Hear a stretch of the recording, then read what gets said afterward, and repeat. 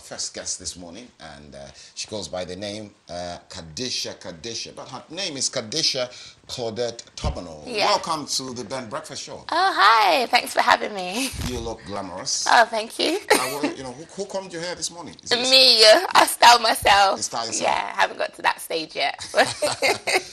Well, you're, of course, a musical artist, dancer, songwriter. But then I'll start by asking, what led you to recognize your talent? Because you're very, from the research that I've carried out, I found that you you possess 100% strength in music, dancing, writing, Yes. presenting on telly like me. Yes. But then, what led you to recognize all these talents? Do you know what? It started from quite young. I think the household that, well, my dad comes from a musical, I come from a musical-based family. My dad being like the bodyguard and producer for Bob Marley, and my godfather being Dennis Brown, who's a reggae artist. And in my household, it was always about music and dancing. Like, my mum is just like so into art. So singing, dancing, she knows a lot of artists as well. So we were always surrounded by that type of environment. And I think it just kind of just grew on me. And I just started to sing. I started to rehearse with a lot of girl groups when I was younger. My stepdad being Richie Davis, who is a reggae artist as well. He roped in, he helped me with harmonies and things. And I just kind of just, yeah, it's just in me to be that way. Well, fantastic. Well, talking about your dad, he was the producer of Bob Marley. Yeah. Are we talking of the, there's two types of Bob Marleys. There are people I see in Peckham who are also, there are people I see in Peckham as well who are Bob Marleys. There are people I meet in Brixton that are Bob Marleys. Was your dad the producer of the real Bob Marley who died in 1980? Bob Marley, One Love. The man who sang Buffalo Soldier. Yes. So so your dad was his producer? Yeah, producer and also his bodyguard and best friend. Actually, when he died, my dad he literally lost it. He couldn't cope. When you were born, you lived up to 6 months, and then your dad had passed away. So at least your dad did hold you. Yeah. At one time, at least. Yeah, of course, you're blessed. I think he left you with that talent. What fond memories as your mom told you so far about your dad? What's the best one, I think, that's inspired you to say, I'll take on his steps?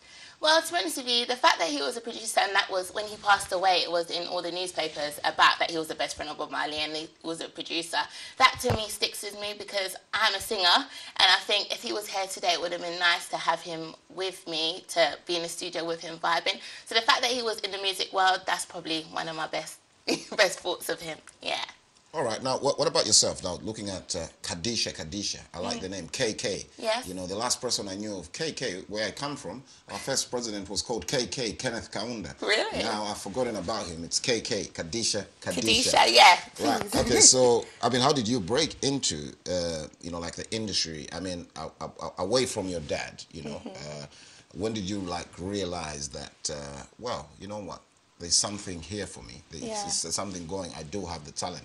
Well, I started off dancing. So when I started to dance, I started to appear on music videos. I started to do backing for... Where did you exactly start dancing? Was it at school? Or? I started dancing at school. Yeah, I started dancing at school and also started singing at school. So my singing and dancing, they both emerged from school. So to be honest with you, in school, I didn't even think about anything academically. Only after I did. But I used to think, you know what, I'm going to make it. So...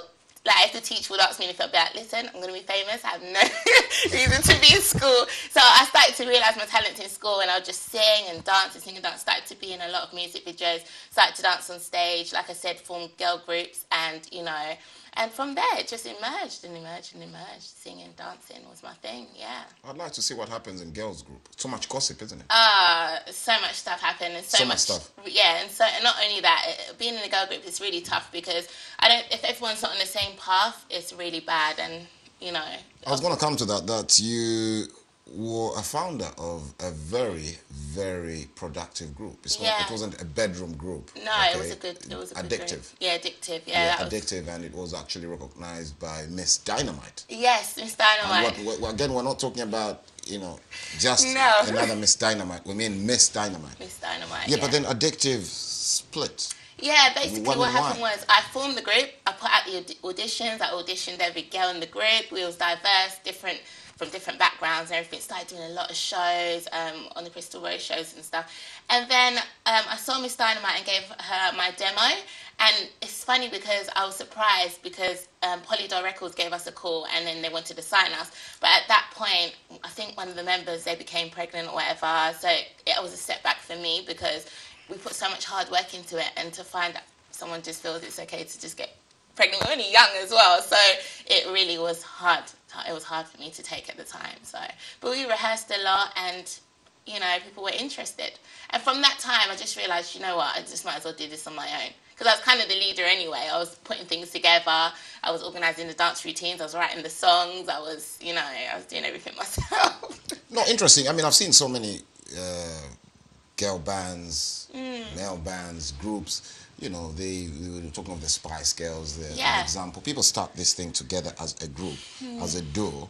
Then everyone thinks they can go separate or solo. Why is that? Tell us. I mean, why do bands? I mean, I've never been part of a band. I wish we could set up a band, TV band here. That'd be good. I'll join. You join, yeah? Me on the vocals and get Uche and Tony, my producers, let's do the backing vocals. But then, why do people disband?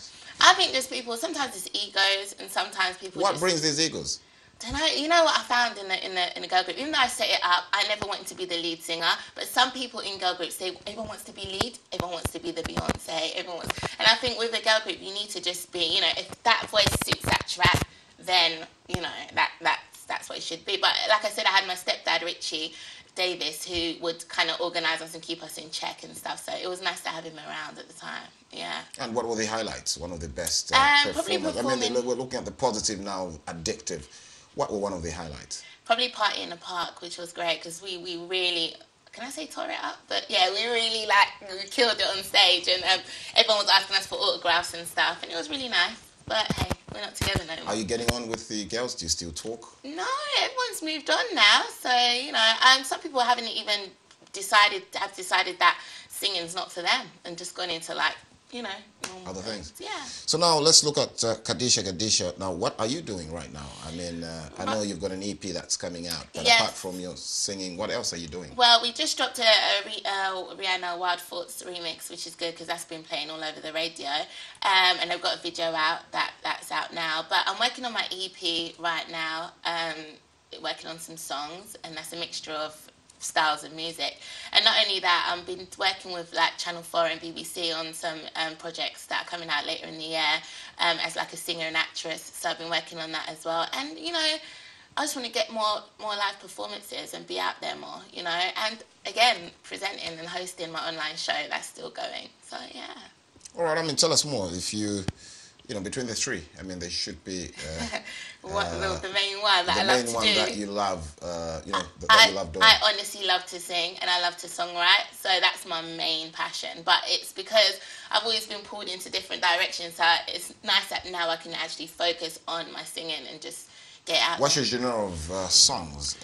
Do you know what? I sing everything. I grew up in a reggae household, so I love reggae. To listen to it just gives me a different, atmosphere, a different kind of view to life. So I like to sing reggae. I think it's positive music. But in today's world, you need to kind of sing a bit of everything in it. So I'm quite diverse. If I have to rap, I have to rap.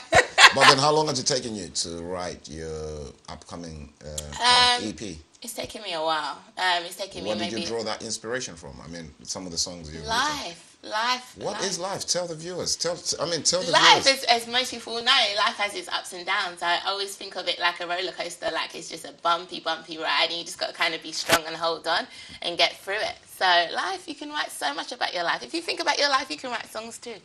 Think about my life? Yeah. Oh, definitely. My life is here on Ben TV. Well, that's it. So you could write about the cameras and the lighting. Write about the camera. Well, what about, let's move on to, education is a key. Yeah. In life, it helps us of course. Add value to ourselves. Yes. Theory. Why did you decide to pursue a degree in psychology and counseling? Why not sound engineering, as I hear other artists? Yeah. Why psychology and counseling? It's quite a positive thing. Actually. It is. I decided to do my degree in psychology and counseling because the thing is, I like...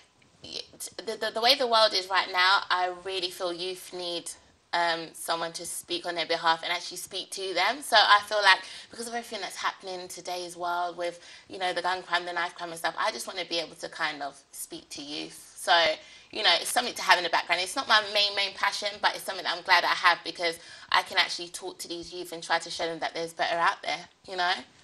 Okay, all right, okay. And, you know, still talking on youth crime, of course. You know, I partly grew up here. Yeah. But, of course, I came here, you know, when I arrived here, I could not eat the Big Mac. I could not eat the Happy Meal. Really? I arrived on the Big Mac. Okay. So, you know, you're only part of the UK youth if you arrive on the Happy Meal. Right. So I didn't come on Happy Meal. I came on the Big Mac. Okay. So the youth's here, you know, crime, yeah, teenage pregnancy. Tell us more. Why do you think, you know, what can you say to the youth? What leads to this? I think the youth crime right now, to be honest with you, I think it's to do with, this is my opinion, it's not really, I don't know, but my opinion is that I feel like it's this country and the poverty that they're facing. A lot of mums are being, you know, sent out to work, which is a good thing. It's a positive thing. But if you send mums and grandmas and everyone out to work, there's no one to watch the children. And I think what happens is the children just go out there and kind of just, there's no one to watch them. So I think they start to hang with crew and groups and they get into all sorts of things. Or another thing could be that when they're at home, they're seeing their mum struggle. I mean, like, if you don't go to the job centre, you're getting sanctioned. They're seeing that their mum hasn't got food or can't pay their bills in the house. So they go out there and maybe go on the streets and think that they can just bring money home to their mum, which is not a good thing. But if you're showing them that in the household, then as men as well, 15, 16, and they're seeing their friends with all these sort of things, they're going to go out and try to make a means for their parents. And that's what's happening. So I think maybe parents need to be careful what they bring into the household and maybe, you know, not share everything. If you're going through struggles, try and get through that struggle. Maybe not make the kids see everything, you know? No, fantastic. I mean, of course, your mum, if she's watching. Yeah, hi, Mum. You say hello to her and your stepdad, of course. Yes. They brought up a young lady to be recognized, positive, young lady, educated as well. What did your mum do different to, you know, like would you share what your mum did? Was she strict? Yeah. Was she disciplined? Yeah, my mum and my nan actually raised me, but both of them were very, very strict with me, and discipline was a big thing in my household. Like now, I see kids not getting as much discipline as I did. Like I got disciplined, and I'm glad for it. When you mean disciplined, what did you have to I go got for? disciplined. Well, I won't tell you about us. We in Africa, we get a certain type of discipline. You will understand. Yeah, our discipline is very, very different. We have to kneel down when we're taking water to elders. And I won't go into other things, but then we have a certain type of discipline. Sometimes it's just the voice.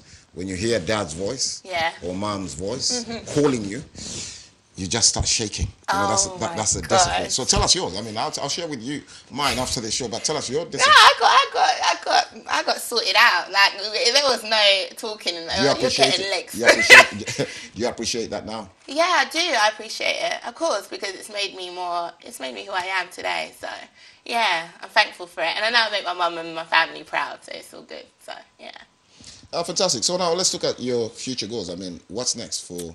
Well, Kadisha? next, I'm just working on material right now and just trying to get myself more out there. I know I'm a bit out there already, but I want to get more out there and more on the commercial side of things, because I know underground I'm there, but I just want to get on the commercial side of things, which is more on TV, mainstream, and try and move forward that way. And also more music and more shows. And so much into your music. I think you got strong in music. So what sort of who are your producers? Right now I'm working with J Labels, which is actually my brother, but he works with a lot of artists. And I'm working with Hatter Bros, and I'm working with various different DJs. Various different producers at the moment. So yeah, a range of producers, because different producers bring different sounds and different, you know. So yeah. Producers obviously come with, money. Music comes with money. Yeah. The good thing about it is that we have... How do you cope with money? You don't have to tell us everything. But then, no, do you know what? To be honest with you, if I'm being honest with you, because my family is so, like... It's very supportive. Yeah. And not only that, we know so many people in the industry, so it kind of works like that. I know quite a lot of people, and my family and my mum know a lot of people, so they know I'm talented, so they help. Yeah. All right, so we expect this EP, is there any artist featuring on the... There's quite a few artists, but I ain't going to say yet. But yeah, we're working. You'll get a coffee, JC. I'll get a coffee? Yeah. I'm really hoping to that. Now, let's move on to see how, firstly, how Kadisha spends her free time. But then before that, you're obviously a young, positive, young lady. And the dudes out there, as you call them, the dudes, not the gentlemen, the young dudes or the young gentlemen out there, obviously giving you attention. How do you cope with that? What would you say to all those that are watching that are aspiring to be artists or already artists and are failing to cope with the kind of attention that can distract us sometimes? In terms of people liking you, or yes, people liking you. Do you know what? I'll be honest with you. How do you cope with that? How do I cope with the attention? I choose to ignore it, not in a bad way. I mean, you're gonna have people that like you, so there's nothing you can do. But I choose to ignore it because, number one thing anyway is you don't mix business with pleasure anyway. I don't believe that you should be doing that. So if someone likes you, they admire you, they like you, that's fine. So you just go. Yeah, see you later. But buy my EP, please. That's about it. But no, it doesn't bother me. You have to kind of stay focused on what you're doing. If you get distracted, then you're not serious, really. Stay focused. I like to hear that. So how long in total have you been doing entertainment music? Well, you're trying to work out my age now, isn't it? I'm from young, since I was 5. So yeah. So you've been there for years. You've been doing it for years, and I won't stop until I get to where I need to get to. Yeah. So what's been the force behind the the consistency? Yeah. Persuasion. Because I'll say it here that I started broadcasting a very, very long time ago, and obviously I had setbacks, but I kept going. Yeah. And the reason I kept going was because of my friends. Wow. My friends kept telling me, you need to just stay in this lane. So what was yours? Tell us. Do you know what? To be honest with you, I just think it's just my passion. I would say it's friends, like you said, but then I wouldn't say friends or people, because I find that people, if they don't see your vision, they don't get it. You can say like you want to be a singer or a dancer, an actress, whatever, but they might look at it like to say, well, that's not reality. It can't happen. So sometimes you get people that do kind of see where you're coming from, and some people don't. So that's not what I go by. I just go by how I'm feeling and my passions for what I do, because it makes me happy. Do you know what I mean? So how do you deal with critics then? Nice to hear that. How do you deal with critics? People do criticize. Do you know what? I'll be honest with you. It's funny because I was speaking to my friend the other day, and I was speaking about criticism. Like on YouTube, obviously, when you put up a video, you get likes and dislikes. So I'd get like 150 likes, and I'll get like 2 dislikes. And I used to, before when I was younger, I used to pine on the 2 dislikes. I used to be like, oh my God, I've got 2 dislikes. What am I going to do? And there's 100 and something people that like the video. But before it used to bother me. Now it doesn't, because people are going to like you and not like you. So what do? You just got to get on with it. You do. Yeah, all right. Now let's look at your, personal life, away from music, away from everything, away from the studio. How do you spend your free time? Free time, I hardly get any, but free time. Why don't you hardly get any? I just hardly, because I'm always doing something. If I'm not at one event, I'm at another. If I'm not in the studio, if I have free time, I'm in the studio. So that's where I like to spend my free time, and also my family as well. I'm always with my mum and stuff as well, so yeah, family's good. Love the Caribbean food? Yes, Can you cook it? Yeah, all right. My mum was like, yeah, sure, but she's watching thinking, no, I can cook. I'm good. All right, we'll summon you for a Christmas dinner here at Ben TV. Okay. Yeah, Christmas as long as I can get some of this African food, though, jello fries. Yeah, we'll do an exchange. Curry goat. Yeah, curry goat in exchange of egusi. Okay. Shibwawa from Zambia and palm wine as well from Nigeria. So we'll do an exchange. All right, you're going to have to speak to my mum about that, but yeah. No, it's good that you stick to your tradition. But anyway, obviously, to wrap up, at Ben TV, or rather on the Ben Breakfast Show, when musical artists come, comedians, they don't leave without a joke or giving us an a cappella, a line. Let's hear you. Just give us a hint. Okay. Why? Tell him that it's human nature. Why does he do me that way? That's for you. Oh, that's for me. No, that's for the viewers, not for me. Yeah. I'll give that one to the viewers. Yeah. Well, before we actually now finally wrap up, I'm sure the people watching there, the viewers watching that, would love to be in touch with you, or have a look at your website, have a look at your work. Feel free to give out your details. Yeah, all right then. So check out at Kadisha Show on Instagram, or Kadisha Music on Instagram, or Facebook, Kadisha. Just Google me. Just Google it. Kadisha, Kadisha. Yeah. That's Kadisha. Kadisha. Well, Kadisha, it's been lovely. It's been outstanding having you on the Ben Breakfast Show. Outstanding. And we wish you the best here from the breakfast team. Yeah. For in your future endeavors. Thank you so much, JC, and thanks everyone that watched. And yeah, shout out to everyone that's tuned in at the moment. Yeah. All right, thank you. Well, that was Kadisha coming to talk to us about her biography and her new EP that comes out anytime soon. She didn't want to share it with us, probably off camera. I'll try and squeeze her in, and if she tells me, I'll be back after the break to tell you when the EP will be back. Stay with us. Don't go anywhere. Oh, God.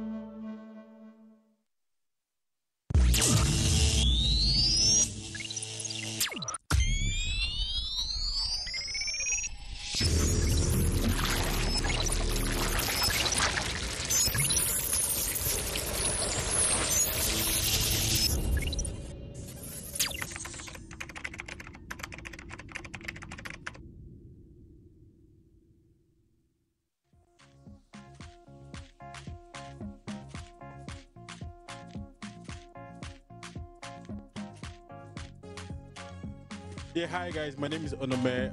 Currently, I'm at Audacious, Manchester, the venue for the G Plus Award taking place on the 16th of September 2017. I've been here 2 years in a row, the year before last year, and I'll be here this year.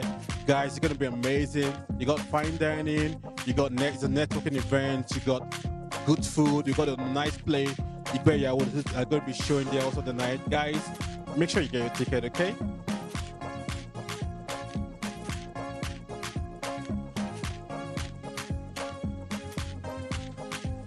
Right, so this is where the exhibition is going to be taking place. We're going to have the green carpet on this side. All along here, we're going to have the exhibition stands. We have the shizzle that's going to be in the house. We have the hunters